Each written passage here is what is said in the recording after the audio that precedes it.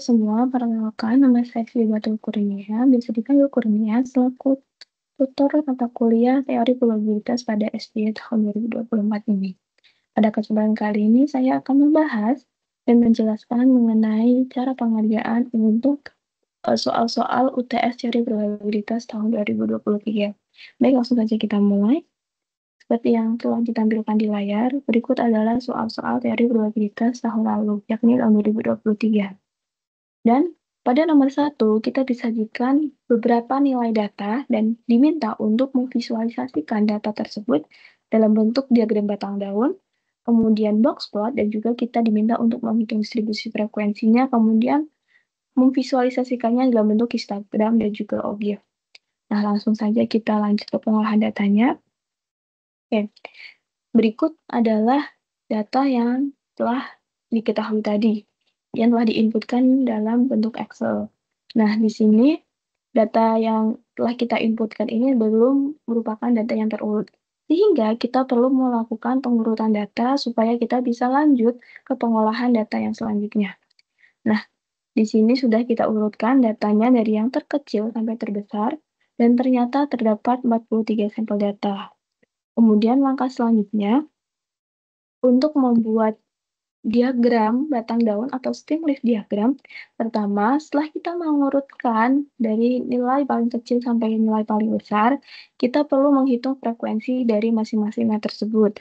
Sebagai contoh, di sini ada nilai data yang bernilai 10, nah memiliki frekuensi 1. Kemudian, terdapat data yang bernilai 41 memiliki frekuensi 2. Kemudian, data bernilai 64 juga memiliki frekuensi 2. Kemudian kita lanjut sampai data terakhir, dalam hal ini data bernilai 100 memiliki frekuensi 1. Kemudian, sebelum kita lanjut dalam pembuatan diagramnya, kita perlu mengecek apakah perhitungan frekuensi dari masing-masing nilai data yang kita lakukan itu sudah benar. Karena apabila salah, nantinya kita juga akan salah dalam memvisualisasikan data. Untuk mengeceknya, kita bisa melakukan penjumlahan dari frekuensi yang telah kita hitung. Apabila jumlahnya itu tepat, dalam case ini adalah 43 sampel data, artinya kita bisa lanjut ke pengolahan selanjutnya. Oke, setelah tadi kita menghitung frekuensi dari masing-masing nilai data, kita lanjut ke pembuatan stimulus diagram atau diagram batang daun. Di mana diagram batang daun ini, batang itu merepresentasikan puluhan, kemudian daun itu merepresentasikan angka satuan. Mudah saja untuk membuatnya. Jadi di sini kita buat kolom untuk batangnya terlebih dahulu. Nah, kolom batang ini adalah angka yang bernilai puluhan. Contohnya di sini ada nilai 10. Nah, 10 angka puluhannya adalah 1. Kemudian ada data yang bernilai 25. Artinya nilai puluhannya itu adalah 2. Begitupun kita teruskan sampai data bernilai 100, di mana 100 ini memiliki angka puluhan 10. Setelah itu, kita buat kolom di sampingnya, yakni kolom daun, di mana daun ini merepresentasikan angka satuan. Langsung saja kita mulai. Yang pertama, di sini dari data yang telah diurutkan, ini ada data yang bernilai 10. Berarti angka satuannya adalah 0. Kemudian, data kedua ada data yang bernilai 17. Berarti angka satuannya adalah 7. Kita masukkan di sampingnya. Kemudian, ternyata untuk data yang memiliki angka puluhan 1 itu hanya terdapat data yang bernilai 10 dan 17. Kemudian kita bisa lanjut ke batang yang bernilai 2. Nah, di sini terdapat nilai 23, berarti dia memiliki angka satuan sebesar 3. Kemudian, terdapat data yang bernilai 25, di mana dia memiliki angka satuan sebesar 5. Lanjut, kita lanjut ke data yang kelima, yang mana data ini bernilai 32. Artinya, batang dari angka 32 ini sebesar 3, kemudian angka satuannya sebesar 2. Lanjut, data ke-6 ada 34, di mana memiliki batang sebesar 3 dan daunnya yakni sebesar 4. Begitupun kita lanjutkan sampai data terakhir yakni data bernilai 100, di mana data bernilai 100 ini memiliki batang yang sebesar 10, kemudian untuk daunnya itu sebesar 0. Nah, untuk hasil akhirnya setelah kita lakukan pengolahan untuk stimulus diagram ini adalah sebagai berikut. Perlu diperhatikan, pengurutan data harus dilakukan secara tepat agar kita bisa melakukan visualisasi datanya juga dengan tepat. Karena apabila kita salah, contoh saja, tadi kita 38 sama 41 perhitungan pengurutannya itu kita terbalik. Nah, nantinya ini bisa mengaruhi dari stimulus diagram ini. Jadi kita perlu melakukan perhitungan dengan teliti. Lanjut ke soal 1 yang B, yakni kita harus membuat box plot diagram dari data yang telah ada. Nah, box plot ini memiliki beberapa nilai di dalamnya. Di antaranya ada nilai maksimal, nilai minimal, dan kuartil 1 sampai kuartil 3. Oleh karena itu, sebelum kita melakukan visualisasi data dalam bentuk box plot, kita perlu menghitung kuartil masing-masing dan juga mencari nilai maksimal dan juga minimalnya. Oke, karena tadi kita sudah melakukan pengurutan data dari nilai terkecil sampai nilai terbesar, kita bisa langsung tentukan nilai maksimal dan minimalnya. Dalam hal ini, nilai maksimalnya adalah sebesar 100 dan nilai minimalnya adalah 10. Kemudian, kita lanjut ke perhitungan kuartil, di mana kuartil ini adalah membagi data ke angka 4. Nah, di sini ada kuartil 1, kuartil 2, dan kuartil 3. Kita langsung menghitung dari kuartil 1. Nah, kita pertama sebelum menentukan nilai kuartilnya berapa, kita melakukan perhitungan letak kuartilnya. Nah, letak kuartil itu adalah, karena ini jumlah datanya itu ganjil, maka N plus 1. Akan tetapi, apabila jumlah datanya genap, berarti adalah N saja, tidak dijumlahkan dengan 1. Jadi untuk letak kuartil ini, misal kuartil pertama berarti dia adalah 1/n plus 1. Tapi kalau dia itu jumlah datanya itu genap, misalkan 42, berarti dia hanya 1/4n. Nah, dalam case ini adalah angkanya ganjil jumlah datanya, sehingga kita perlu melakukan perhitungan dengan 1/4 kali n plus 1. Dan setelah dilakukan perhitungan, ternyata letak kuartil pertama itu pada data ke-11. Kita cari data ke-11 dari data yang telah diurutkan. Perlu digarisbawahi, ketika kita mencari nilai kuartil, kita harus mencari nilai yang dari data sudah diurut. Apabila kita mencari nilai dari data yang belum diurutkan, artinya itu kita salah dalam melakukan perhitungannya. Oleh karena itu, memang sangat penting untuk kita melakukan pengurutan data dalam perhitungan awal tadi. Oke. Tadi kita telah menemukan bahwa kuartil pertama itu terletak pada data ke-11. Nah, di sini data ke-11 ini adalah bernilai 47. Kemudian kita bisa langsung tuliskan pada kolom di bawah ini bahwa nilai data untuk kuartil 1 sebesar 47. Lanjut untuk kuartil 2, caranya hampir sama, hanya saja untuk rumus letaknya itu adalah 2/4 dikali N plus 1. Nah, dari perhitungan yang telah dilakukan, didapatkan bahwa letak kuartil kedua ini terdapat pada data ke-22. Lanjut, kita cari data ke-22 dari data yang telah diurutkan bernilai berapa. Nah, ternyata data ke-22 dari data yang telah diurutkan bernilai 71. Langsung kita bisa masukkan ke kolom berikut. Begitu pula dengan kuartil 3. Untuk letaknya, rumusnya adalah 3/4 kali N plus 1. Kemudian kita cari nilai dari data ke-33 yang telah diurutkan. Kemudian, setelah kita menemukan nilai maksimal, nilai minimal, dan nilai kuartil dari kuartil 1 sampai kuartil 3, kita bisa langsung membuat box plot diagramnya. Nah, untuk box plot bentuknya adalah seperti berikut, di mana untuk paling bawah ini, dia adalah nilai minimal, kemudian paling atas nilai maksimal, kemudian untuk pada bagian ini, yang ditunjuk ini adalah kuartil ketiga, kemudian tengah ini adalah kuartil kedua, atau kuartil kedua ini bisa disebut juga sebagai median. Kemudian untuk nilai data ini adalah kuartil pertama. Nah, untuk pembuatan box plot kita anggap sudah selesai. Selanjutnya, kita bisa melakukan perhitungan untuk distribusi frekuensi dan juga visualisasi data dalam bentuk histogram dan OGIF. Nah, karena histogram dan OGIF ini termasuk dalam visualisasi data kontinu, oleh karena itu distribusi frekuensi yang kita buat adalah distribusi frekuensi kontinu. Lanjut, di sini yang pertama adalah N. N diketahui sebesar 43 sampel data. Kemudian, setelah yang tadi kita hitung, ternyata nilai minimalnya adalah sebesar 10 dan nilai maksimalnya adalah sebesar 100. Nah, N minimal dan maksimal ini adalah data yang telah diketahui. Jadi, kita tidak perlu menghitung bagaimana caranya. Kemudian, selanjutnya kita bisa menghitung range atau jangkauan. Nah, jangkauan ini rumusnya adalah nilai maksimal dikurangi dengan nilai minimal. Sehingga dalam case ini adalah 100 dikurangi 10. Sehingga ditemukan hasilnya sebesar 90.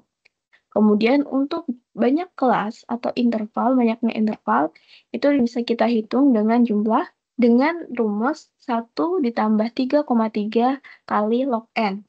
Nah, di sini N-nya sebesar 43, sehingga ditemukan hasilnya sebesar 6,4427.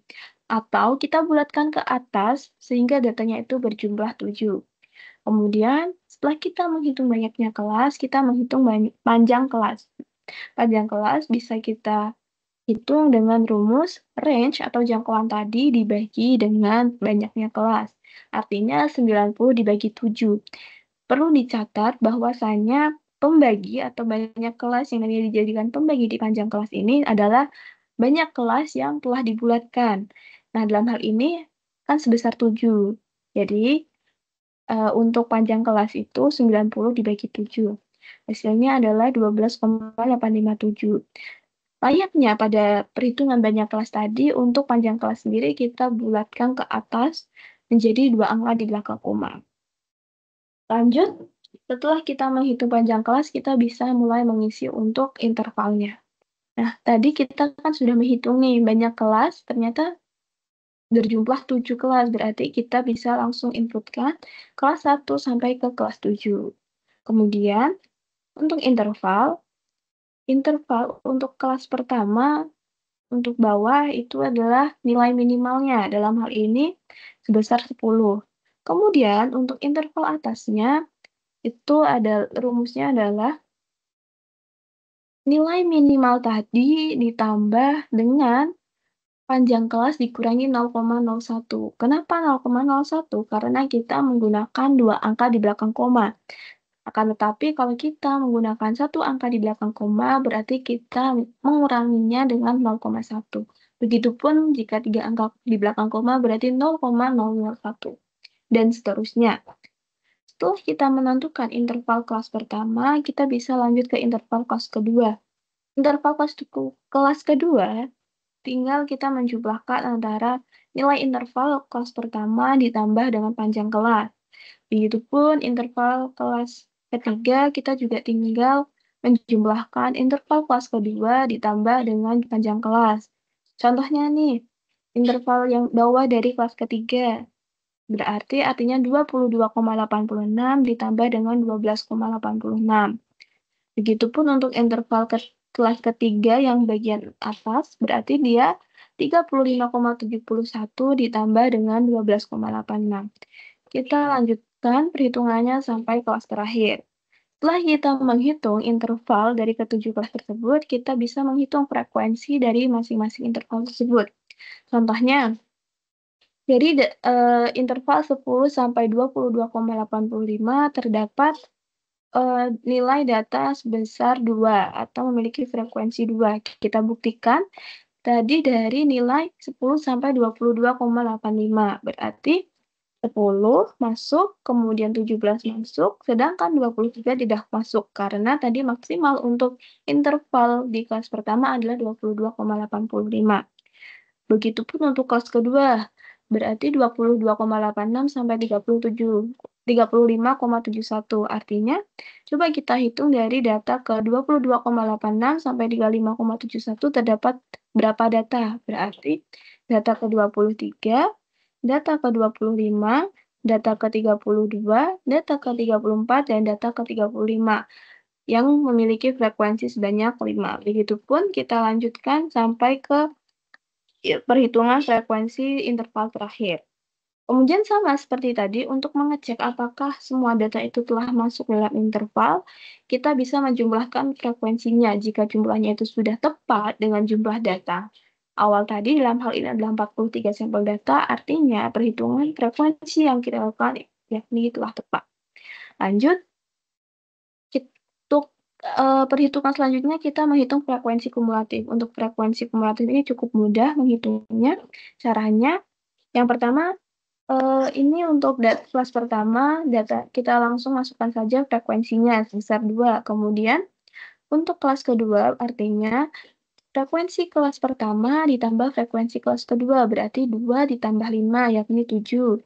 Kemudian, untuk frekuensi kumulatif ketiga, itu juga sama, berarti 2 tambah 5 ditambah 4, yakni 11. Begitupun sampai frekuensi kumulatif kelas ke-7, artinya penjumlahan semuanya sebesar 43.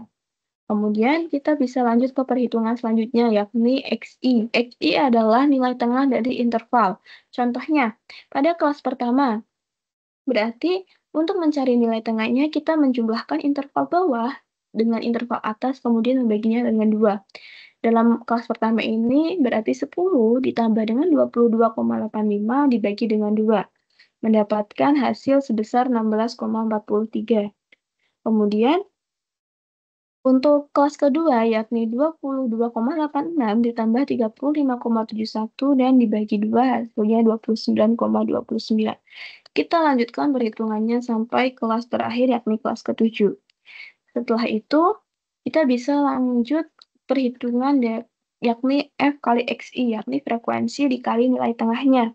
Contohnya, di kelas pertama, memiliki frekuensi 2 dan XI sebesar 16,43.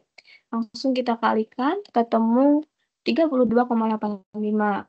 Untuk kelas kedua, artinya 5 dikali 29,29 memiliki hasil sebesar 146,43. Begitupun kita lanjutkan sampai perhitungan kelas terakhir.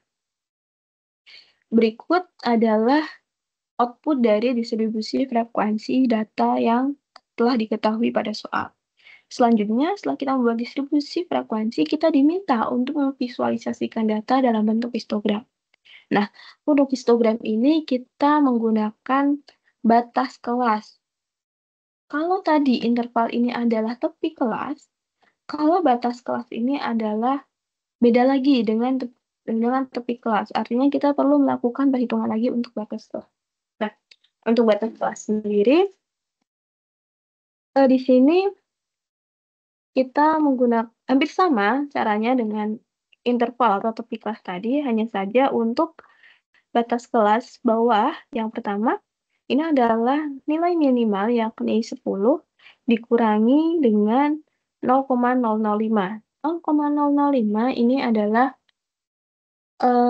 karena kita tadi kan menggunakan 0,01, sehingga 0,05 ini kita dapatkan dari 0,01 dibagi 2, sehingga ditemukanlah 0,05. Jadi untuk batas kelas bawah untuk kelas pertama yakni 10 dikurangi 0,005, sehingga ditemukan hasilnya sebesar 10. Kemudian untuk batas kelas atas kedua ini adalah hampir sama dengan batas kelas bawah yang pertama tadi, hanya saja kita menjumlahkannya, bukan mengurangi, menjumlahkan dengan 0,005. Perlu diingat 0,005 adalah 0,01 yang tadi kita pakai di interval ini dibagi dengan 2. Apabila tadi di interval kita 3 angka belakang koma yang artinya kita 0,001, artinya untuk untuk penjumlah dan pengurang di batas kelas ini adalah 0,001 dibagi dengan 2. Kemudian untuk batas kelas kedua, ini adalah hasil dari pengurangan interval kelas kedua dikurangi dengan 0,005. Begitupun untuk kelas-kelas lainnya. Untuk Batas kelas atas pun juga sama. Misalkan di sini adalah batas kelas ketiga, batas atasnya. Artinya dia di sini kan intervalnya 48,57. Langsung saja kita kurangi dengan 0,005, ditemukan hasil sebesar 48,58. Maaf, untuk yang atas, batas kelas atas kita jumlahkan ya. Berarti tadi kan 48,57 kita jumlahkan dengan 0,005 sehingga ditemukan hasil sebesar 48,58. Kemudian setelah kita selesai menghitung batas kelas dari masing-masing kelas, kita bisa lanjut mencari frekuensi dari masing-masing batas kelas tersebut. Caranya juga sama seperti tadi saat kita menghitung frekuensi dari interval. Setelah itu kita bisa langsung menghitung untuk histogramnya. Kita bisa langsung visualisasi dalam bentuk histogram.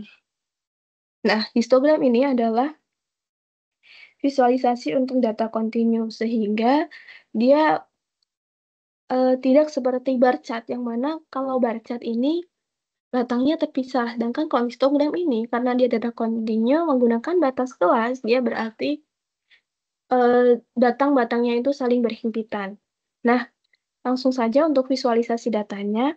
Untuk sumbu X ini merepresentasikan batas kelasnya, kemudian untuk sumbu Y merepresentasikan frekuensi dari masing-masing batas kelas. Sebagai contoh, batas kelas untuk pertama yakni 10 sampai 22,86 memiliki frekuensi sebesar 2. Kemudian untuk batas kelas kedua memiliki nilai sebesar 22,86 sampai 35,72 dan memiliki frekuensi sebesar 5. Begitupun kita lanjutkan sampai batas kelas terakhir yakni 87,16 sampai 100,02 memiliki nilai frekuensi sebesar 5. Oke, setelah itu karena histogram ini merupakan data kontinu, kita perlu menggambar poligon, di mana poligon ini menandakan bahwa data yang kita gunakan atau data yang kita olah ini adalah data kontinu. Poligon ini untuk titik-titik dari tiap batang kita cari dari nilai tengah tadi. Misalkan di sini tadi kan nilai tengahnya 10 ditambah 22,86 dibagi dengan 2. Kemudian kita titik tengah, kemudian kita sambungkan dari titik tengah masing-masing batang. Begitu untuk merepresentasikan dalam bentuk histogram. Kemudian yang kedua, kita juga diminta untuk memvisualisasi data dalam bentuk OGIF. Nah, untuk OGIF kita perlu menghitung frekuensi kurang dari dan frekuensi lebih dari. Yang pertama, untuk frekuensi kumulatif kurang dari, kita hitung dari 0. Kemudian, untuk kedua ini adalah berarti 0 ditambah frekuensi pertama tadi di batas kelas yakni 2, berarti 0 tambah 2, 2.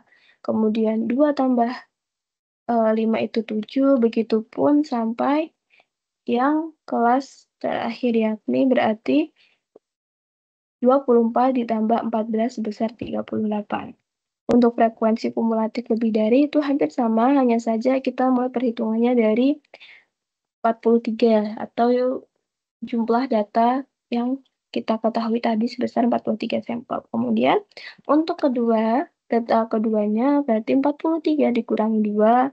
Untuk data ketiganya berarti 41 kurangi 5. Untuk data keempatnya berarti 36 kurangi 4, begitupun seterusnya sampai yang terakhir. Selanjutnya kita bisa langsung merepresentasikannya dalam bentuk OGIF, di mana sumbu X ini adalah batas bawah kelas yakni 10, 22,86, 35,72. Jadi, untuk sumbu X ini adalah batas kelas bawah. Sehingga batas kelas atas tidak kita gunakan, kita abaikan, kita menggunakan batas kelas bawah. Kemudian untuk sumbu Y sama, sumbu Y merepresentasikan frekuensi. Kemudian kita bisa langsung mulai dengan melakukan penambahan titik-titik pada atau poin-poin pada data yang telah kita hitung tadi. Misalkan pada frekuensi kumulatif kurang dari, berarti dari tadi kan batas kelas bawahnya berarti 10. 10 memiliki frekuensi 0, kemudian 22,86 memiliki frekuensi 2, kemudian 35,72 memiliki frekuensi 7. Begitupun untuk frekuensi lebih dari, untuk nilai 10 memiliki frekuensi 43. Untuk nilai 22,86 memiliki frekuensi 41. Setelah kita menambahkan titik-titik poin tersebut, kita bisa langsung menghubungkan garis dari mulai frekuensi kumulatif kurang dari dan juga frekuensi kumulatif lebih dari. Begitu untuk pembahasan soal pertama.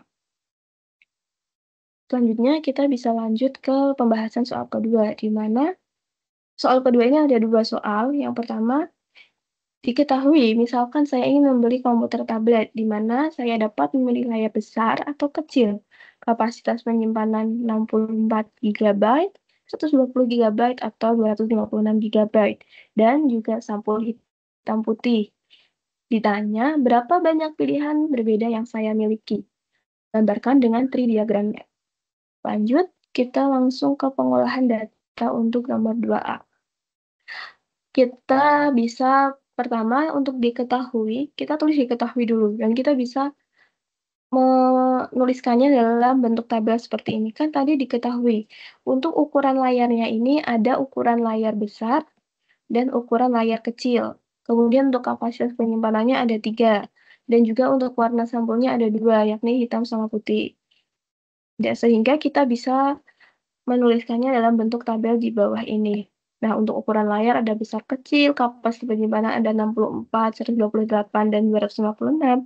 Kemudian untuk warna sampulnya ada hitam dan juga putih. Dan tadi ditanya berapa banyak pilihan yang mungkin, dan kita diminta untuk menggambarkan tridiagramnya.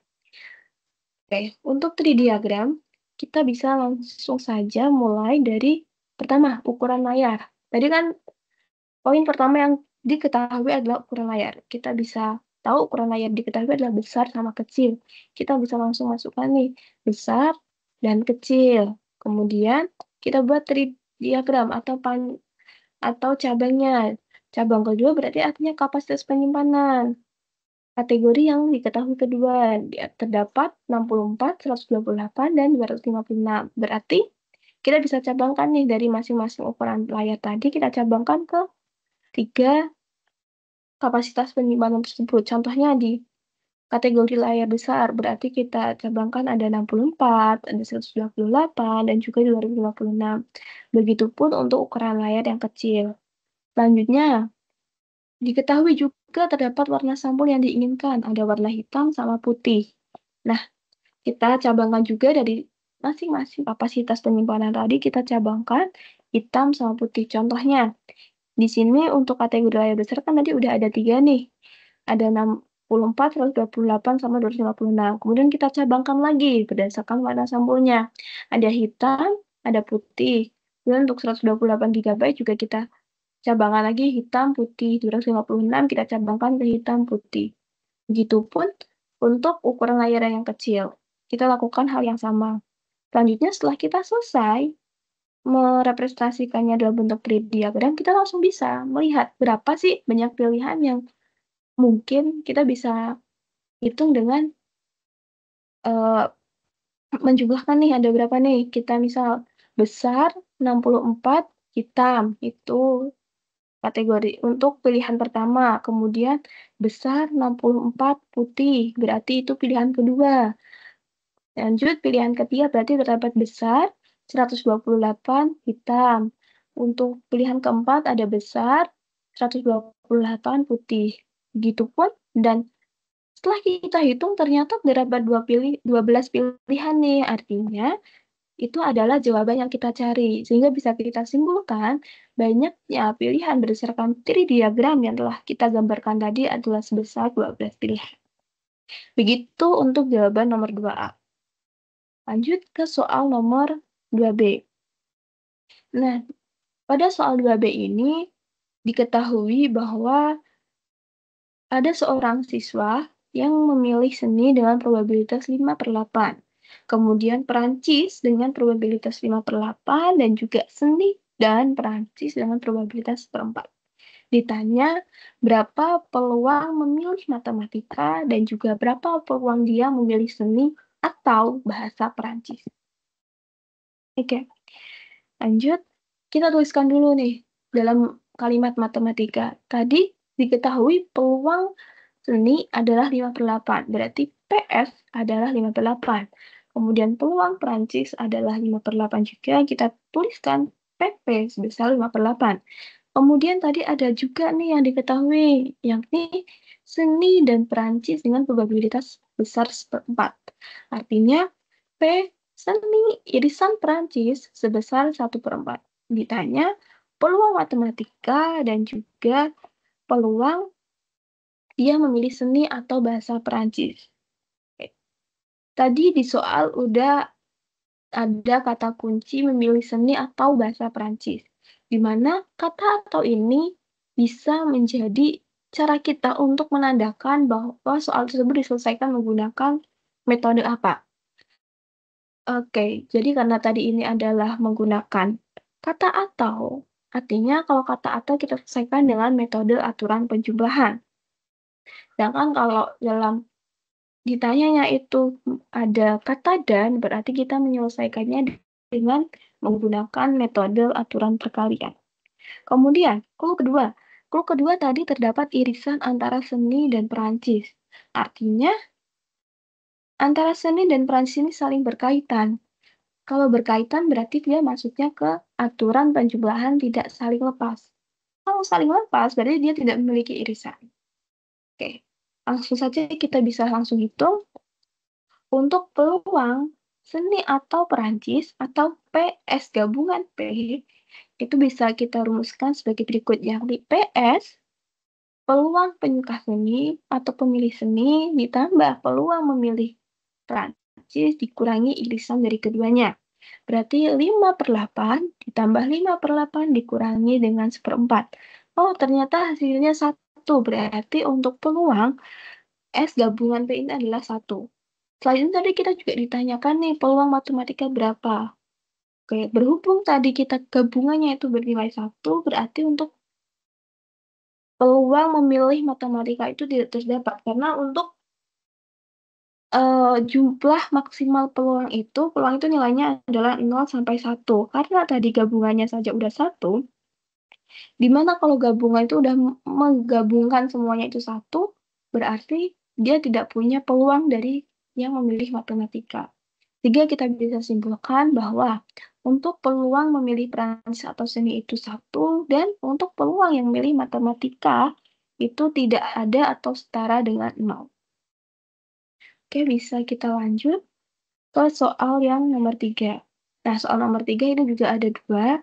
Untuk yang pertama, seorang dokter berasumsi bahwa pasiennya itu menderita salah satu dari 3 penyakit, D1, D2, dan D3. Nah, dia melakukan tes yang hasilnya positif dengan probabilitas 0,8 jika mengidap penyakit D1, 0,6 jika pasien mengidap penyakit D2, dan 0,4 jika pasien mengidap penyakit D3. Mengingat hasil tesnya itu positif, berapa probabilitas yang harus ditetapkan untuk ketiga kemungkinan penyakit tersebut? Harus disertai dengan tree diagram. Langsung saja kita ke pengolahannya. Oke, kita tulis diketahui. Yang pertama, peluang penyakit D1, D2, D3. Tadi kan di soal diketahui nih, pasiennya menderita salah satu dari 3 penyakit. Artinya kita bisa asumsikan bahwa peluang D1, D2, D3 itu adalah 1/3. 1 dari 3 kemungkinan penyakit. Kalau di soal diketahui ada 4 penyakit D1, D2, D3, dan 4. Dan mendapat kemungkinan atau berasumsi bahwa pasien menderita 1 dari 4 penyakit tersebut. Berarti untuk P, D1, D2, P, D3, dan D4, berarti itu 1/4. Akan tetapi, kalau misal nih, ini ada D1, D2, D3, akan tetapi dokter ini berasumsi bahwa pasiennya tuh menderita salah 2 dari 3 penyakit. Artinya, untuk peluangnya itu sebesar 2/3. Nanti itu bisa menyesuaikan dari masing-masing soal yang diketahui. Kemudian yang kedua, tadi diketahui juga bahwa ia melakukan tes dan hasilnya positif dengan probabilitas 0,8 jika mengidap penyakit D1. 0,8 jika mengidap penyakit D1. Dan kita bisa tuliskan nih, berarti P plus D1 itu sebesar 0,8. Artinya probabilitas hasil tes positif jika mengidap penyakit D1. Tadi juga diketahui probabilitas hasil tes positif jika mengidap penyakit D2 dan juga mengidap penyakit D3. Sehingga kita punya 4 data ini untuk kita lakukan perhitungan. Lanjut, kita langsung ke perhitungannya. Dari data yang ada ini, kita sudah mengetahui nih, bahwasanya peluang hasil tes positif ini terjadi ketika mengidap penyakit D1.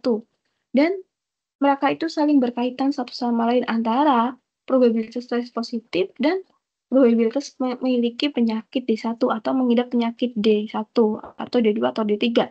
Sehingga kita bisa simpulkan bahwa untuk penyelesaian dari masalah tersebut menggunakan konsep aturan Bayes. Oke, kita lanjut saja. Nah, seperti yang kita ketahui, untuk case di atas kita menggunakan rumus aturan Bayes seperti berikut. Kemudian, langkah pertama yang perlu kita lakukan, kita perlu menghitung probabilitas atau peluang hasil tes positif. Ini mencarinya dengan P plus D1, probabilitas hasil tes positif jika mengidap D1 dikali dengan D1-nya. Kemudian ditambah dengan peluang probabilitas hasil positif jika mengidap penyakit D2 dikali D2 dan juga peluang hasil tes positif jika mengidap penyakit D3 dikali D3. Langsung saja kita inputkan. Dalam hal ini langsung kita inputkan berarti untuk perhitungannya artinya tadi kan probabilitas jika hasil tes positif mengidap penyakit D1 berarti dia adalah sebesar 0,8 dikali dengan D1. D1 tadi kita hitung peluangnya berapa? Sepertiga. Berarti 0,8 dikali sepertiga ditambah 0,6 dikali sepertiga ditambah 0,4 dikali sepertiga. Ditemukan hasil akhirnya sebesar 0,6. Lanjut, kita bisa menghitung probabilitas posterior, PD1 positif. Kemudian untuk perhitungannya caranya gimana? Perhitungannya, caranya kita tinggal, tadi kita udah nih. Berarti ini tadi diketahui probabilitas tes positif jika mengidap penyakit D1 0,8. Dikali dengan probabilitas awal di setiap penyakit. Kan tadi sama sepertiga, jadi 0,8 dikali sepertiga dibagi dengan probabilitas hasil tes positif tadi sebesar 0,6.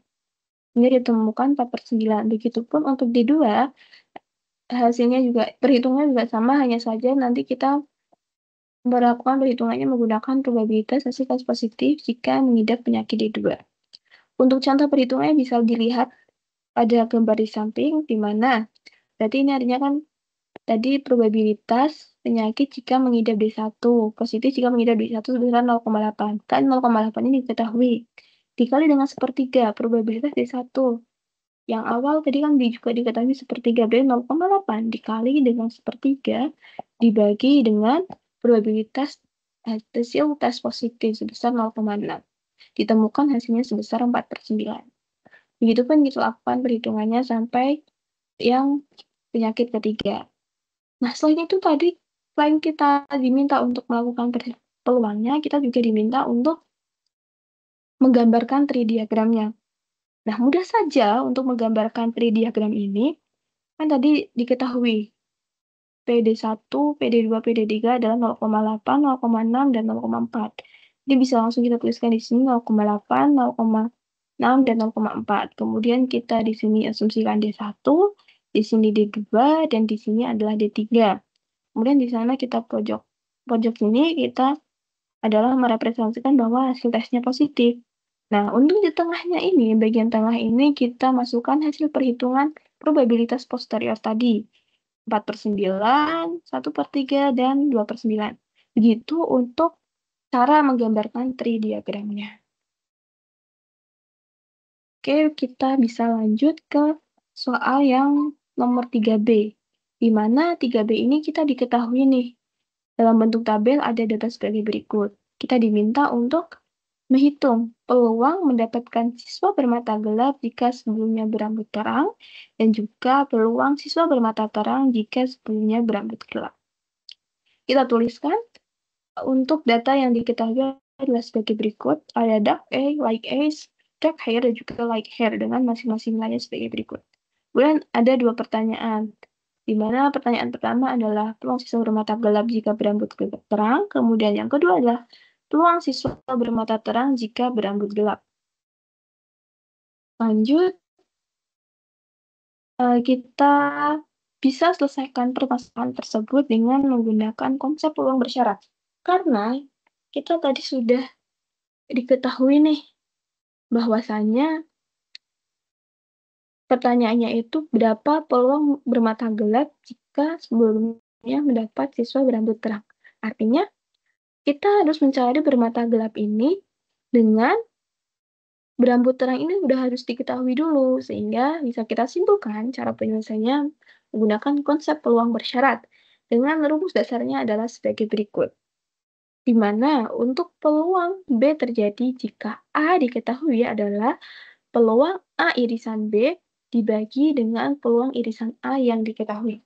Lanjut, untuk yang pertama kan tadi diminta untuk mencari peluang siswa bermata gelap jika sebelumnya siswa bermata terang. Berarti untuk kalimat matematikanya, P siswa bermata gelap atau dark A dalam hal ini dinotasikan dalam DE jika diketahui berambut terang atau light hair dalam hal ini dinotasikan dalam LH dan dirumuskan menjadi P irisan light hair dan dark A dibagi dengan peluang light hair yang diketahui tadi. Nah, kita untuk angka-angkanya kita bisa lihat nih dari tabel. Nah, tadi kita untuk pembilang dalam kasus pertama ini adalah peluang light hair dan dark A. Nah, untuk irisan dari keduanya ini berarti dark A dan light hair. Berarti besar 9. Kemudian untuk penyebutnya tadi adalah peluang light hair. Light hair kan ada 9 sama 23, berarti 32. Jadi bisa kita simpulkan untuk peluang siswa bermata gelap dan jika sebelumnya siswa berambut terang adalah 9/32 atau setara dengan 0,281. Begitupun untuk kasus yang kedua, di mana kita diminta mencari peluang bermata terang jika sebelumnya siswa berambut gelap. Kita bisa masukkan. Di sini berarti kan kita mencari irisan dark hair sama light A. Nah, dark hair di sini ada di sini. Kemudian light A di sini ada di sini. Nah, irisannya itu sebesar 15. Kemudian, tadi yang diketahui apa? Yang diketahui adalah berambut gelap. Nah, berambut gelap di sini berarti dark hair. Berarti ada 28 sama 15. Berarti jumlahnya sebesar 43. Sehingga untuk peluang siswa bermata terang jika sebelumnya siswa berambut gelap adalah D44 atau per E44 dalam hari ini berarti 15/43 atau setara dengan 0,349. Begitu untuk soal yang nomor 3. Bisa kita lanjutkan ke soal yang nomor 4. Oke, untuk soal nomor 4, diketahui ada fungsi padat dari variabel acak kontinu X. Jumlah jam total dalam satuan 100 jam. Di mana untuk persamaannya seperti yang tertampil pada layar, dan kita diminta untuk menentukan jumlah rata-rata jam per tahun yang digunakan keluarga untuk menjalankan penyedot debu mereka. Oke, langsung saja kita selesaikan permasalahan tersebut. Ya, tadi kan diketahui persamaannya seperti yang tertampil di layar. Kemudian kita ditanya rata-rata jam per tahun yang digunakan untuk menjalankan penyedot debu. Nah, kita mendapat kata kunci rata-rata. Rata-rata jam per tahun. Artinya, kasus ini kita bisa selesaikan dengan menggunakan konsep harapan matematis. Seperti yang kita ketahui, harapan matematis digunakan untuk mencari rataan dari peubah acak X. Itu kata kunci pertama. Kemudian, kata kunci kedua. Tadi kita diketahui dalam bentuk persamaan seperti ini. Berarti artinya data ini bersifat kontinu. Nah, dari dua kata kunci tersebut kita bisa simpulkan bahwa untuk kasus nomor 4 ini kita selesaikan menggunakan harapan matematis kontinu. persamaan harapan matematis kontinu. Nah, untuk rumus dasarnya dari harapan matematis kontinu ini adalah sebagai berikut. Ini sama dengan integral minus tak hingga sampai tak hingga x fx dx. Lanjut. Oke, kita langsung saja ke pengolahannya. Yang pertama, kan di sini ada dua persamaan nih. X sama 2 min X, di mana X itu dari X lebih besar dari 0 dan kurang dari 1. Kemudian untuk 2 min X adalah X kurang dari sama dengan lebih dari sama dengan 1 dan kurang dari 2. Lanjut, dari dua persamaan itu kita ubah dalam bentuk integral. Berarti sama dengan integral 0 sampai 1 X kali X dx ditambah integral 1 sampai 2 X kali 2 min X. Kemudian, karena ini terdapat dua operasi, kita bisa selesaikan dengan secara satu persatu. Kita selesaikan dari integral pertama, yakni integral 0 sampai 1 X dx.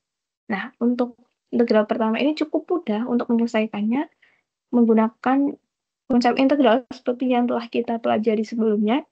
Di sini kan integral 0 sampai 1 X kali X. Berarti X kali X itu sama saja dengan X kuadrat. Berarti integral 0 sampai 1 X kuadrat dx. Berarti sama dengan, kan integral, kalau X kuadrat berarti 1 per N plus 1 kali X pangkat N plus 1. Nah, dalam hal ini kan X kuadrat. Berarti 1 ditambah 2 ini pangkatnya, 2 plus 1 kali X pangkat, N-nya tadi kan 2, berarti X pangkat 2 plus 1. Berarti untuk hasil integral dari X kuadrat ini adalah 1 per 3 kali X pangkat 3, atau setara dengan X pangkat 3 bagi 3. Oke, untuk integralnya kita udah ketemu. Lanjut, kita langsung masukkan saja angka-angkanya. Kan dari 0 sampai 1, berarti 1 pangkat 3 per 3 kurangi 0 pangkat 3 per 3. X-nya ini menggantikan nilai yang 0 sama 1 ini. Sehingga ditemukan untuk integral pertama ini hasilnya adalah sepertiga. Lanjut, kita bisa langsung menyelesaikan perhitungan integral kedua. Nah, integral kedua ini agak berbeda nih. Di sini ada integral 1 sampai 2 X kali 2 min X, atau setara dengan integral 1 sampai 2 2X min X kuadrat. Nah, ini tidak bisa kita selesaikan sekaligus, sehingga kita bisa pecah menjadi integral 1 sampai 2 2X sama integral 1 sampai 2 2X min X kuadrat. Lanjut. Nah, untuk integral yang pertama, integral 1 sampai 2, kita jadikan ini menjadi dalam bentuk integralnya itu X kuadrat. Lanjut kita masukkan angkanya, berarti 2 sama 1, sama dengan 2 kuadrat min 1 kuadrat, sama dengan 4 min 1. Nah, tadi kan ini 2X kan ini kan. Kemudian kita lanjut ke yang kedua, integral 1 sampai 2 X kuadrat. Nah, hasilnya kan tadi X kuadrat sama kan, sama kayak yang di integral pertama. Berarti langsung saja kita masukkan X pangkat 3 per 3, nilainya dari 1 sampai 2. Ditemukan hasil akhirnya 7 per 3. Jadi kan tadi ini nih, 2X min X kuadrat. Berarti kita pisah 2X sama X kuadrat. Kita cari integralnya masing-masing. Setelah kita cari integralnya masing-masing, kita bisa gabungkan lagi nih, kan tadi udah ketemu 2X itu hasilnya 3 min kan X kuadrat tadi integralnya ketemunya 7 per 3, berarti 3 min 7 per 3. Ditemukan hasil akhirnya sebesar 2 per 3. Itu untuk hasil perhitungan integral kedua. Tadi integral pertama 1 per 3, integral kedua adalah 2 per 3. Lanjut, setelah kita menghitung kedua integral tersebut, kita bisa langsung menjumlahkan. Kan tadi di rumus awal kita adalah jumlah dari integral 0 sampai 1 X kali X dx ditambah integral 1 sampai 2 X kali 2 min X dx. Jadi langsung saja kita jumlahkan. Tadi hasilnya sepertiga ditambah 2 per 3. Artinya 3 per 3 atau setara dengan 1. Oke, setelah itu jangan lupa kita kalian diminta untuk menghitung rata-rata jam per tahun. Nah, diketahui Tadi di soal itu dalam satuan 100 jam. Jadi kita langsung saja kalikan dari hasil perhitungan harapan matematis tadi dikali dengan 100 jam. Sehingga rata-rata penggunaan penyedot debu per tahun itu sebesar 100 jam atau selama 100 jam. Oke, demikian untuk pembahasan soal UTS teori probabilitas tahun 2023. Mohon maaf apabila terdapat kesalahan. Apabila ada yang ingin ditanyakan, bisa langsung saja ditanyakan kepada saya. Terima kasih, saya akhiri. Wassalamualaikum warahmatullahi wabarakatuh.